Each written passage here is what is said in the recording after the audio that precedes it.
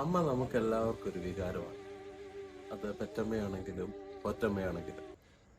പരിശുദ്ധ ദൈവമാതാവിന്റെ മധ്യസ്ഥതയിൽ അഭയം പ്രാപിക്കുന്നതായ സമയത്ത്, പരിശുദ്ധ അമ്മയെ ഓർക്കുന്നതായ സമയത്ത്, അമ്മ നമുക്ക് ചൊല്ലിത്തന്ന അനേക നല്ല വചനങ്ങളുണ്ട്, പ്രാർത്ഥനകളുണ്ട്, സമർപ്പണമുണ്ട്, ശുശ്രൂഷകളുണ്ട്. അവയൊക്കെ ഓർത്ത് ദൈവസന്നിധിയിൽ നന്ദിയോടുകൂടെ സ്തുതിക്കുവാനും സ്തോത്രം ചെയ്യുവാനും നമുക്ക് ഇടയാകട്ടെ. ശുദ്ധമുള്ള കന്യകമർത്തമറിയമേ, തമ്പുരാന്റെ അമ്മേ, പാപികളായ ഞങ്ങൾക്ക് വേണ്ടി ഇപ്പോഴും എപ്പോഴും ഞങ്ങളുടെ മരണസമയത്തും ദൈവം തമ്പുരാനോട് അപേക്ഷിച്ചു കൊള്ളണം. അത് വലിയൊരു മധ്യസ്ഥതയാണ്.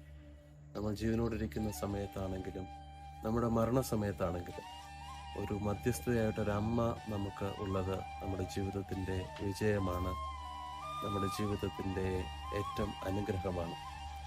ഈ അമ്മയും മകനും നമ്മളെ പഠിപ്പിച്ച പ്രാർത്ഥന അത് തന്നെയാണ്, പരസ്പര സമർപ്പണമാണ്.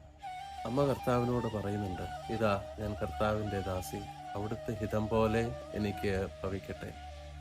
പുത്രൻ തമ്പുരാന്റെയും പ്രാർത്ഥന അത് തന്നെയാണ്, എൻ്റെ ഹിതമല്ല അങ്ങയുടെ ഇഷ്ടം നടക്കട്ടെ.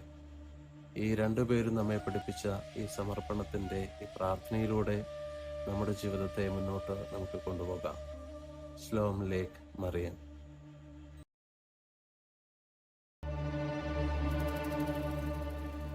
Shlomo